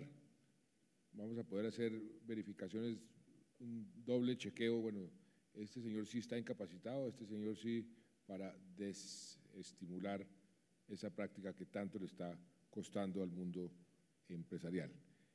El último sector en donde queremos tomar medidas para estimular la inversión, estimular la actividad, que por supuesto se ha venido abajo por el descenso en los precios del petróleo, pues es el sector de la minería y de la energía. Doctor Tomás, ¿por qué no se refiere usted a ese sector? Gracias, presidente. Muy buenas tardes a todos. Difícilmente un sector en los últimos años ha contribuido tanto al desarrollo, ha generado tantos recursos como el sector minero energético. Fue en su gobierno, presidente, donde alcanzamos la producción de 1 millón de barriles, que no habíamos tenido nunca antes, y fue también en este sector donde las contribuciones del sector minero energético se multiplicaron por 3. Y esto es muy importante porque en las prioridades que usted ha delimitado de ser el país más educado, de ser un país equitativo, de ser un país en paz, todas van a requerir enormes montos de inversión. Y las inversiones de este sector han estado alrededor, los recursos que ha generado este sector han estado alrededor de los 30 billones de pesos en los últimos años. Esto, para los que no están familiarizados con el sector, quiere decir que con estos recursos de un año, por ejemplo, se puede pagar la totalidad de la educación pública y nos quedan recursos para hacer inversiones en otros sectores. O se puede pagar el 60% de un programa tan importante como las 4G. El problema es que con la caída de precios al sector ha estado en un reto, y no solo los del petróleo, que quizás son los más comentados, sino los del carbón. La pregunta entonces es, ¿qué se puede hacer desde el gobierno para facilitar esa transición, para hacer el ajuste menos doloroso? Y el antídoto aquí y las premisas, la premisa detrás de las medidas del sector minero energético es que mantener la producción es el mejor antídoto para poder mantener los impuestos, mantener las regalías y mantener las compras de bienes y servicios locales. Hoy estamos presentando 10 medidas muy concretas en el caso del sector minero energético. La primera, y muy importante, es extender los beneficios que ya estaban en la Ley de Infraestructura al sector minero energético. ¿Esto qué quiere decir? Quiere decir que todos los permisos y licencias en materia ambiental pueden pasar de las corporaciones regionales a las autoridades nacionales. Proyectos de importancia nacional, licenciamiento de carácter nacional y permisos de carácter nacional. En materia de predios, también es muy importante porque todos estos proyectos ocurren en el espacio, todos estos proyectos requieren una gestión predial. Lo que estamos haciendo aquí es fijando unos tiempos para la adquisición de predios, fijando unos términos para que se pueda hacer con mucho más celeridad los procesos de extinción de dominio cuando así se requieran, y también abrir la posibilidad de cuando haya restitución, procesos de restitución en predios, puedan hacerse compensaciones por predios similares en partes donde no haya ese traslape o ese conflicto con los proyectos. Entonces, lo primero, muy importante, que facilita que los proyectos se hagan rápido. Segundo, mejorar las condiciones de los contratos costa afuera que se adjudicaron antes de 2014. Los contratos anteriores, costa afuera, en el mar, que es donde está uno de nuestro mayor potencial en materia de recursos, tiene unas condiciones de tiempos y unas condiciones de precio. Lo que estamos haciendo es ajustando los tiempos para que los proyectos se puedan hacer bien para todos los contratos, no solo los de 2014, y también vamos a ajustar la cláusula de precios altos, es decir, que todos los contratos tengan una contribución adicional a unos niveles más altos de precio, de nuevo para ganar competitividad en la inversión costa afuera y tener más actividad. Tercera medida, los compromisos exploratorios que tiene el sector son compromisos que requieren garantías. Las garantías en momentos como estos presionan mucho a las compañías por caja. Las medidas que estamos proponiendo son, lo primero es, a medida que se van cumpliendo los compromisos exploratorios, se van liberando garantías para generar más caja. Y segundo, partir por tramos los procesos de exploración para que las garantías solo tengan que aplicar a cada uno de los tramos y no a la totalidad del periodo exploratorio. Esto, de nuevo, debe liberar caja para ayudarnos a hacer inversión y mantener la actividad. Cuarta medida, producción nueva, producción adicional. De nuevo, tenemos necesidades de mayor competitividad. Aquí lo que vamos a hacer es cobrar una regalía variable a la producción nueva. Producción nueva más pequeña va a pagar menos regalía, producción nueva más grande paga una regalía un poco más alta. La idea es que toda la producción que la necesitamos tanto pueda salir y materializarse. Quinta medida, si cambiamos de quinta medida, flexibilizar los tiempos y los plazos y las condiciones para hacer exploración en hidrocarburos. La primera es que hay compromisos exploratorios que por la situación de caja las empresas nos dicen no alcanzo a hacerla si usted me mantiene los plazos que tenía. Nosotros no queremos ejecutar garantías, nosotros no queremos recursos financieros, nosotros queremos información y mayor certeza de dónde puede haber hidrocarburos. Entonces, lo primero es ampliar los plazos para hacer la inversión en hidrocarburos. Segundo, permitir que la inversión exploratoria vaya a las áreas donde hay mayor prospectividad y podemos tener mayores recursos. Y tercero, poder, si hay eficiencias en los compromisos exploratorios, si la inversión vale menos de lo que se pactó inicialmente, esos ahorros puedan ir a inversión exploratoria adicional. Quinta medida, en el sector petrolero hay una forma de contratación que se llaman áreas de evaluación técnica. Esas áreas de evaluación técnica, que son por 3 años, normalmente tiene que esperarse a que se completen los 3 años para que pueda pasar de evaluación técnica ya a exploración y producción. Lo que estamos haciendo ahora es permitiendo que inmediatamente haya la solicitud de pasar de evaluación técnica, exploración a producción, se pueda hacer. Es decir, si nos piden pista con los proyectos, no tengan que esperarse los 3 años, sino de una vez poder entrar a hacer la transición a exploración y producción. También relajar los requisitos. Las áreas de evaluación técnica son áreas de frontera, requieren más requisitos. Estamos reduciéndolo para equipararlos a la de otras áreas y poder así incentivar los contratos de evaluación técnica. Siguiente medida para el caso minero. En el caso minero vamos a reducir el canon superficiario a menos de la mitad, en promedio a menos de la mitad. El canon superficiario es lo que pagan las compañías mineras cuando están explorando. Entonces lo vamos a reducir para hacerlo mucho más competitivo y favorecer la exploración minera. Ahora bien, no solo lo redujimos, sino lo ponemos a crecer en el tiempo. ¿Y por qué razón lo ponemos a crecer? Porque no queremos que nos dejen las áreas quietas, queremos hacer más atractiva la exploración, pero que haya un incentivo a hacer la inversión más rápido, a no dejar las áreas quietas. Octava medida, damos mucha más claridad sobre la integración de áreas y las prórrogas de los contratos mineros. En el caso de las prórrogas, hay contratos mineros hoy que no tienen certeza de si se puede o no puede hacer prórrogas. Esto es muy cierto en el interior, donde está nuestro carbón más valioso. Aquí le damos certeza no solo a los carbones del interior, sino a todos, de que se pueden hacer prórrogas y que los requisitos van a ser requisitos de valor, que tengan más sentido prorrogar que no prorrogar.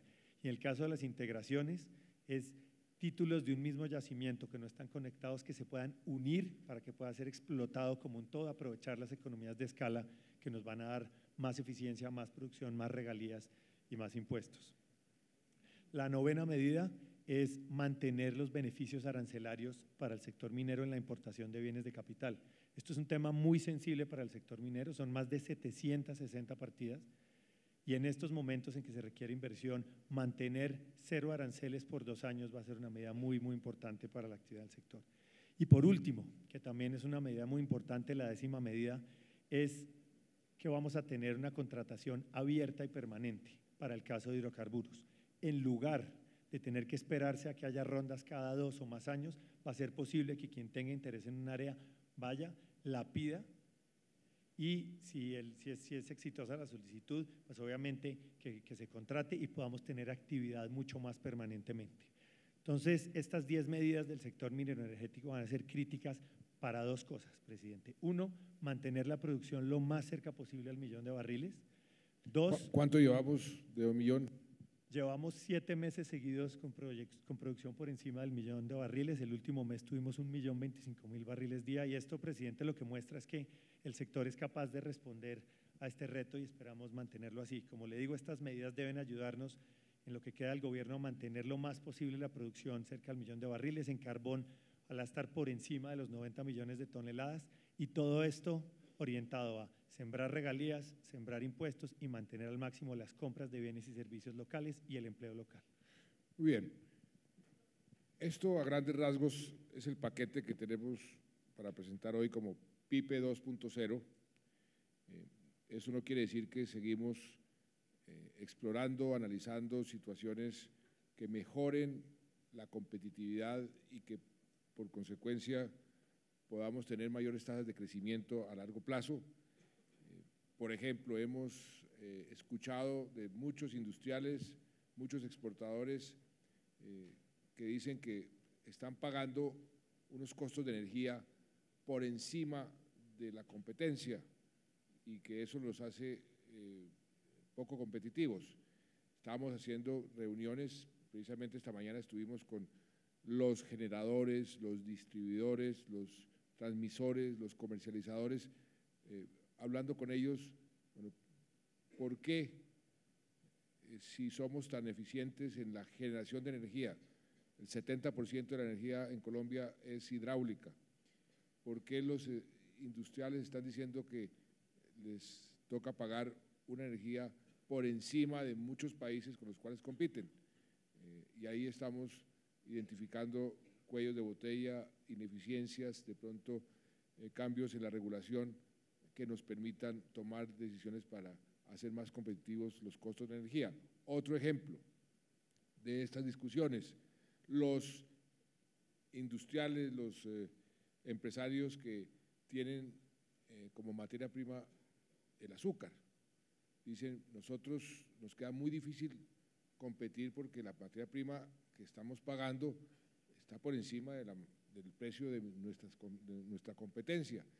La pregunta ahí es si Colombia es el país supuestamente más eficiente como productor de azúcar en el mundo, porque pocos países tienen, o creo que ningún otro tiene 3 cosechas al año. ¿Por qué no los industriales, y no solamente los industriales, sino las amas de casa, acaban pagando por cada libra de azúcar un precio mayor al resto del mundo? Pregunta que tenemos que resolver rápidamente porque ahí hay una falta de explicación.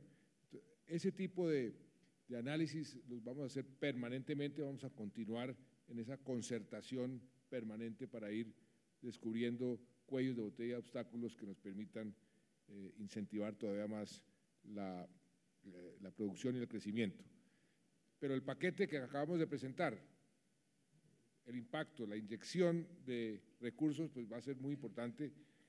Si sumamos todo, eso suma más de 16 billones de pesos, pero ojo, esto lo hacemos dentro de la política de responsabilidad fiscal. Esto no quiere decir que sacamos un cheque y lo giramos y nos endeudamos en 16.84 billones de pesos más, no. Esto es producto de una reingeniería para mantener las finanzas públicas en buen estado, para dar señales de responsabilidad desde el punto de vista fiscal, pero al mismo tiempo, si esto produce los efectos que estamos seguros va a producir en materia, por ejemplo, de crecimiento, eso por el contrario nos va a aliviar un poco la caja porque nos va a generar más recursos. Todo esto sumado, pues suman estos 16.78 billones de pesos. El impacto en el empleo, mínimo 322.000, 323.000 empleos nuevos, mínimo. Aquí nos fuimos por el lado súper conservador. Con Lucho, él conoce mi obsesión de preguntar cada medida, cada política, esto qué impacto tiene en el empleo y en la pobreza. Empleo, pobreza, pobreza, empleo. Esto debe tener un impacto mínimo de 322.920 empleos adicionales a lo que viene por el crecimiento normal, por todo lo que se viene haciendo, que afortunadamente, como les decía al principio, nos ha permitido reducir la tasa de desempleo mes tras mes durante 55, 56 meses. Entonces, ese es el PIPE 2.0 que quería presentarles a ustedes, al país. Yo espero que esto tenga un efecto en el crecimiento importante, que podamos decir que vamos a crecer mínimo el 3.5, porque ya están diciendo que el 3, que el 3.2, con este empuje, yo quisiera poder decir vamos a crecer este año mínimo 3.5% y ojalá podamos crecer más allá de eso. Pero en eso de las predicciones siempre es mejor ser conservador, y termino con una anécdota en ese sentido. Mi primer jefe, el doctor Arturo Gómez Jaramillo, era el gerente de la Federación de Cafeteros. Yo me fui a trabajar con él a Londres y me dijo, tenía yo 23 años, 22 años, me dijo, a usted le van a preguntar muchísimo que qué piensa sobre el precio del café, cuál es su pronóstico. Le aconsejo que responda lo siguiente: siempre diga, uy, lo veo mal, yo veo el precio bajando, porque si baja, entonces lo van a considerar a usted un genio, porque pudo predecir el precio del café, y si llega a subir, usted puede decir, siquiera me equivoqué. Entonces, muchas gracias a todos y espero que podamos tener un buen PIPE 2.